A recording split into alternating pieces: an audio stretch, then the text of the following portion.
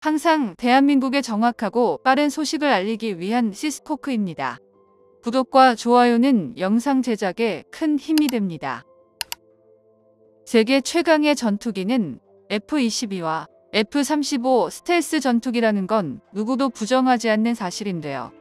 그런데 최근 미국에서 최강 스텔스기인 F-35가 아닌 F-15를 더 많이 사용하는 일이 벌어져 충격을 주고 있습니다. 이란과 이스라엘을 비롯해 이번엔 이라크까지 전쟁에 휩싸이자 세계의 지팡이 역할을 하고 있는 미국에서 B-1 폭격기와 F-15 전투기를 준비시키며 긴장을 멈추지 않고 있습니다. 이런 와중에 미군을 폭격하는 사태마저 발생했는데요. 이에 미국 국방부는 F-15를 동원해 시리아 등지의 민병대 주요 거점을 쑥대밭으로 만들며 대응하고 있습니다. 그런데 문제는 미국에서 자랑하는 F-35가 아닌 왜 F-15를 출격했을까요? 그래서 준비했습니다. 오늘은 F-35 스텔스 전투기보다 활용 가치가 높은 4.5세대 KF-21에 대해 이야기해보겠습니다. 이스라엘 하마스 전쟁이 발발하자 미국은 제럴드 R 포드급 항공모함과 니미츠급 항공모함을 배치했습니다.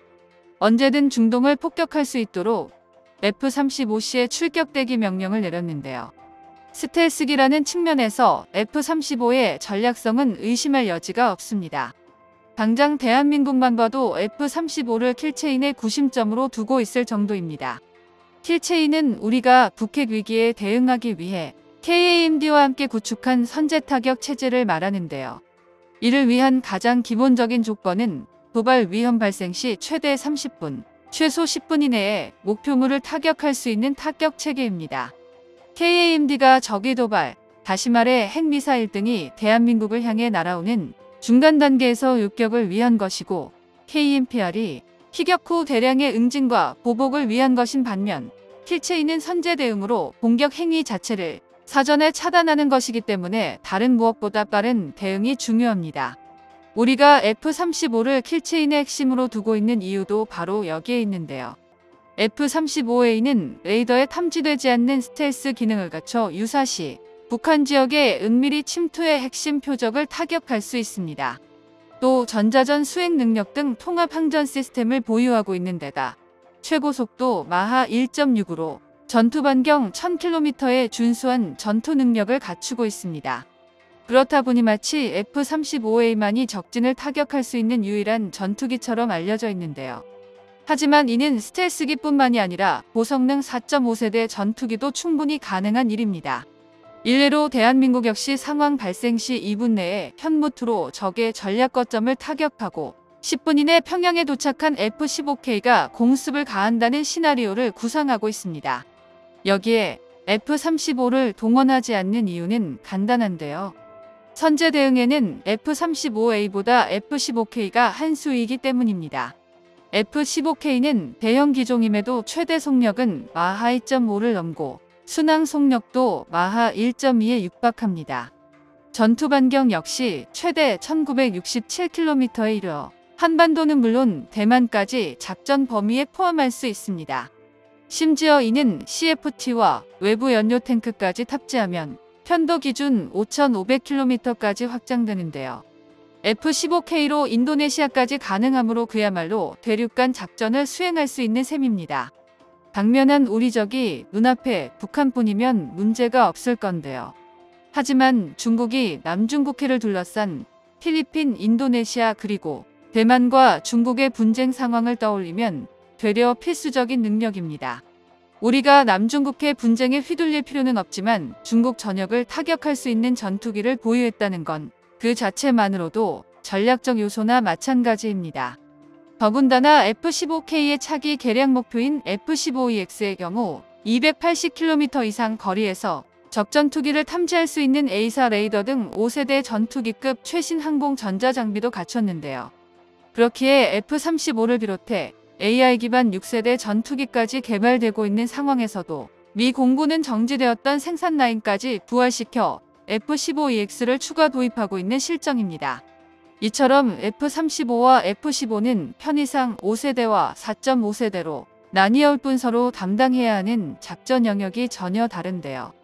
그리고 무엇보다 국방비로만 한해 천조가 넘는 예산을 쏟아붓는 미국조차 F-35의 예상보다 높은 운영 유지비 때문에 난감해하고 있습니다. 실제로 F-35의 비행시간당 유지비용은 약 4,600만 원이 넘습니다. F-15가 3,600만 원인 것과 비교하면 1,000만 원가량 비싼 셈인데요. 얼핏 큰 차이가 아닌 것처럼 느껴지지만 보통 전투기의 수명을 30년 이상으로 보기 때문에 이 차이가 30년 이상 누적된다면 미국조차 무시 못할 정도입니다.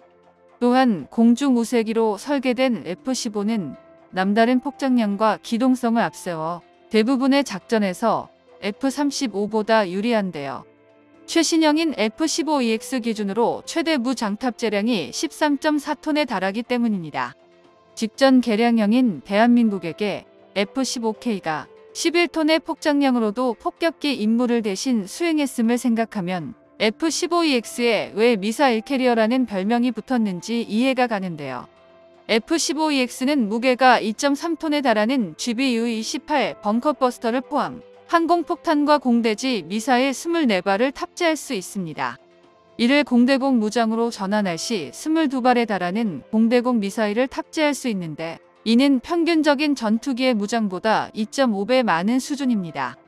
여기에 사거리만 200km에 달하는 장거리 공대공 미사일 암람을 탑재한다고 가정하면 F-15EX 단 한 기가 적 전투기 2개 편대를 동시에 타격할 수 있습니다.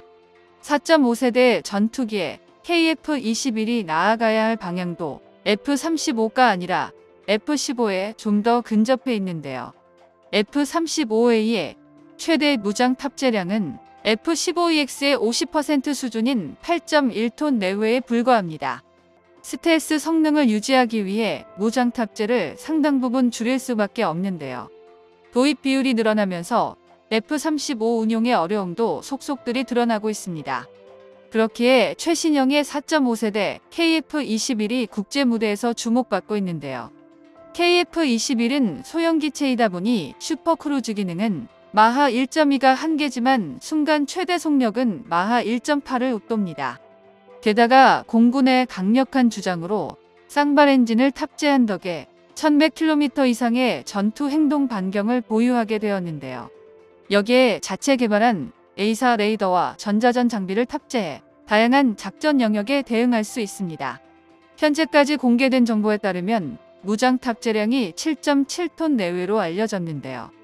10여 종의 GG 계열 레이저 유도 폭탄뿐만 아니라 국산 마크 82와 KG-GB부터 ADD가 개발 중인 순항 미사일 등 다양하고 폭넓은 무장을 운용하고 있습니다. 정보가 도움되셨다면 구독과 좋아요 부탁드립니다. 이상 시스코크입니다.